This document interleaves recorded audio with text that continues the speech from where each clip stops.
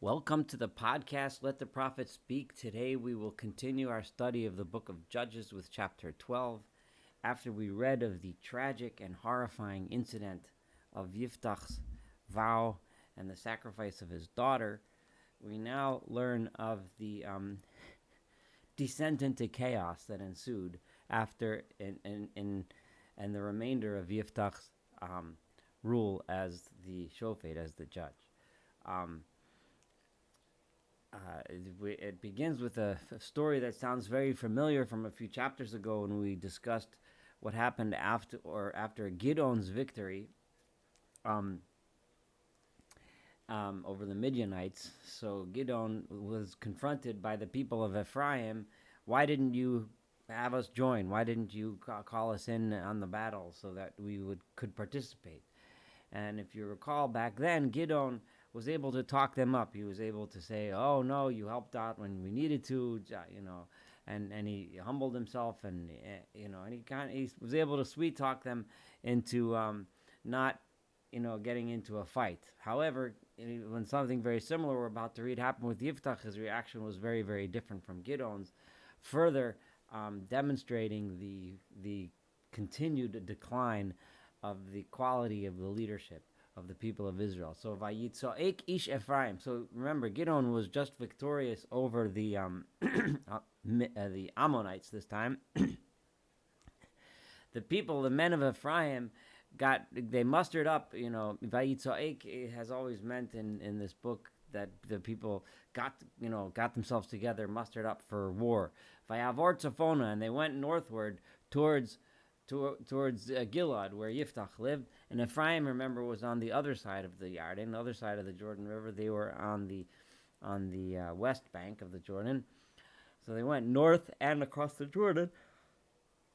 Vayomru li Yiftach, and they said to Yiftach, "Madua avarta liyilachem b'vnei Ammon? Why did you go to wage war against the Ammonites? Velanu lo karata lalechet imach, and you didn't call us to go with you. You should have called us. We should have participated in the battle." And they were very angry. Beitcha nisrof alecha b'eish. We're going to burn down your house in fire. Vayomer Yiftach aleim, and Yiftach's response to them was, Ish riv hayiti ani. Which is a little challenging translating here, but I was a person beset by riv, by fighting, by warfare. Ani va'ami, I and my nation, uvnei Ammon ma'od, and the people of Ammon. So we have been involved in this fight against Ammon for a long time. And plenty times, I cried out to you, and you didn't come to save us from them. So for years and years and years, you stayed out of the fight. It was us versus the people of Ammon for all those years. And you didn't help us then. Once I saw that, I'm not going to get any help from my supposed brothers in Ephraim, I decided to take my life in my own hands. So I crossed over. I went to the people of Ammon, and God put them under my hand. So why are you coming to me now? So Yiftach, obviously, not like Gideon, instead of trying to appease them, talk them out of it, sweet talking them, he does exactly the opposite. He says, you haven't helped us at all, so we had to do it ourselves. So we didn't call you because, you're not very helpful. You never have been. So needless to say, this did not have the effect of calming the people of Ephraim down. Then Yiftach gathered all the people of Gilad, whom had just come back from the fight over the Ammonites. And now he had them vayilachem et Ephraim, to wage war against the people of Ephraim. So now we have a giant civil war between the Menashe and Ephraim. Vayaku anshe Gilad et Ephraim, and the people of Gilad struck down the people of Ephraim. They struck them down in battle. Ki amru, and this war, the anger was inflamed by this taunting that the Plite Ephraim literally means the leftovers, the refugees of Ephraim, the ones who had escaped the battle that we just described. They were saying to the people of Gilad, Atem Gilad betoch Ephraim betoch Menashe. You are people of Gilad. You're just a remnant, just a piece of Menashe, and just like a piece of Ephraim. You guys are nobody. Your status in in Menashe is lowly, you could have just as it's you could have just as well have been under us as well. You guys are nobodies. So because of that taunting, it made the people of Gilead even more angry and have them attack the people of Ephraim even more.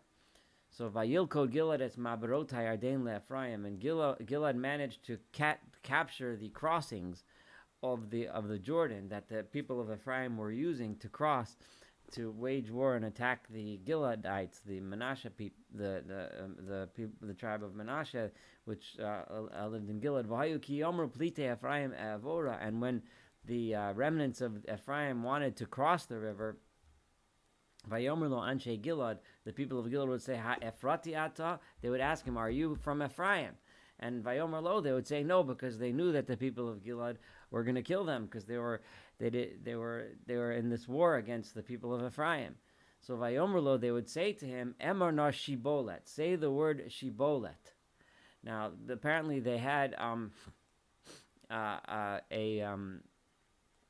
like a lisp, like shibolet, they would say Vayomer, he would say sibolet, because that's how the people of Ephraim used to talk. Velo yachin ledaber kain, because they were not able to speak this properly. They were not able to say it with a shin sound, an sh sound.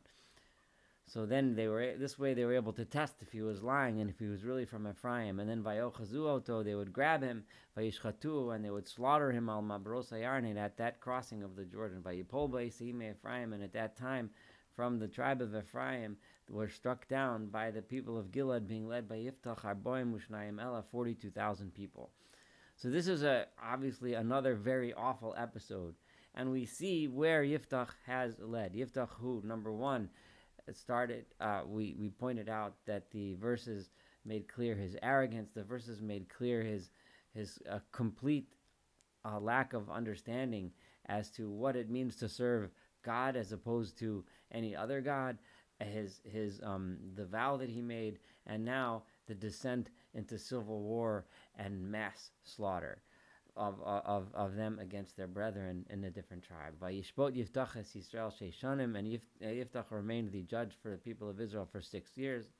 Vayamos Yiftach HaGiladi, and Yiftach from Gilad died. Vayikaver b'yarei Gilad, and he was buried in the cities of Gilad. Now we're going to read of a few very nameless judges.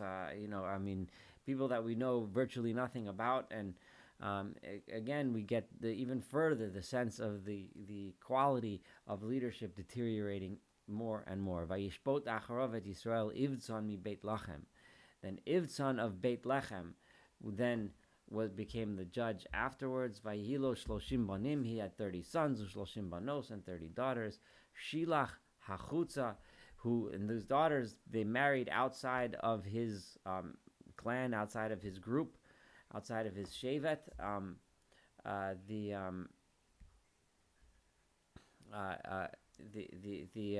Ushloshim banot hevi levanav min hachutz, and he brought daughters from other groups for his sons. Vayishbot es Yisrael sheva shanim, and he judged the people of Israel for 7 years. Vayamas Ivtzon vayikover bebeit Lachem, and Ivtzon died, and he was buried in Beit Lachem in Bethlehem. Now, exactly what's the point of this marriage? Maybe this is a sign that he was looking to cement some sort of unity among the people. So he had his daughters marry out, and his sons bring women in from other tribes. This is a way of kind of bringing about more unity between the tribes, especially after what we just read, what happened with Gilad. But it's not exactly clear. That's just conjecture. But what this verse says is what I read. Vayishbot acharav et Yisrael. And then afterwards, the next one the one who judged the people of Israel was Elon HaZevuloni, was Elon from the tribe of Zevulun. Vayishbot et Yisrael eser shanim. He judged the people of Israel for 10 years, and we know nothing about him other than his name, and that he was from Zevulun, and that he judged for 10 years. Vayamot Elon HaZevuloni, and then he died. Vayikover b'Ayalon be'eretz Zvulun. He was buried in Ayalon, which is in the tribal territory of Zevulun. And then a third judge, Vayishbot acharav et Yisrael, Avdon ben Hillel Hapir Otoni.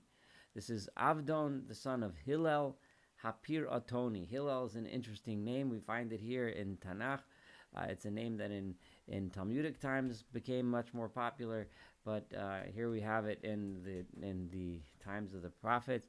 Vayhilo arbaim banim. We don't know much about this person other than he was a Piratoni from a town of Pirat, and that Vayhilo arbaim banim, he had 40 sons, Shloshim b'nei banim, and 30 grandsons. Rochvim al shivim ayorim, who rode on 70 donkeys. Vayishbod et Yisrael shmonim shanim, and he judged Israel for 8 years. We also don't know nothing about him except for this very random detail about the 70 sons and grandsons riding on donkeys. What's the significance of that? Who knows? It sounds kind of pompous, but it's hard to judge because that's all we know. Vayamas Avdon ben Hillel Piratoni, then he died by Yikover Piraton. He died in the town of Piraton, Eretz Ephraim, in the land of Ephraim, Bihar HaAmaleki, on the hill of the Amalekites. So that was the end of Yiftach, and then 3 other very obscure and not well-known judges we just read about, and which is going to lead us into the story of a next judge who is a lot more famous and a lot more well-known, and that is, we're going to start reading in 13 the story of Samson, and the troubling history of Samson is what we're going to study together next, of Shimshon. Thank you so much for studying chapter 12. Looking forward to studying chapter 13 and the rest of this book of Judges together.